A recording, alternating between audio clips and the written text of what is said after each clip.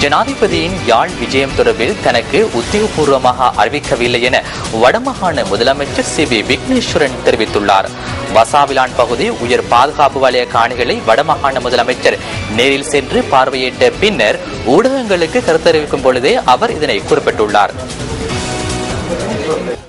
விடுவிக்கப்பட்ட வசாவிலான் பகுதி உயர் பாதுகாப்பு வலய காணி உரிமையாளர்களுக்கும் வடக்கு முதல்வருக்குமான கலந்துரையாடல் இன்று இடம்பெற்றது. இதன்போது காணி மற்றும் போக்குவரத்து தொடர்பான தமது குறைகளை மக்கள் முதல்வரிடம் எடுத்துக் கூறினர். இந்த சந்தர்ப்பத்தில் வடமாகாண அவைத் தலைவர் சி.வி.கே. சிவஞானம், அருட்தந்தையர்கள், அருட்சகோதரிகள், பொதுமக்கள் என பலரும் கலந்து கொண்டனர்.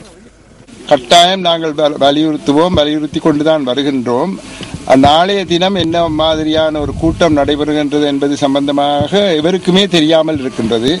எனக்கு நேரடியாக ஜனாதிபதியிடமிருந்து அழைப்பு வரவில்லை. அரசாங்க அதிபரிடமிருந்து ஒரு அழைப்பொண்டு வந்திருக்கின்றது.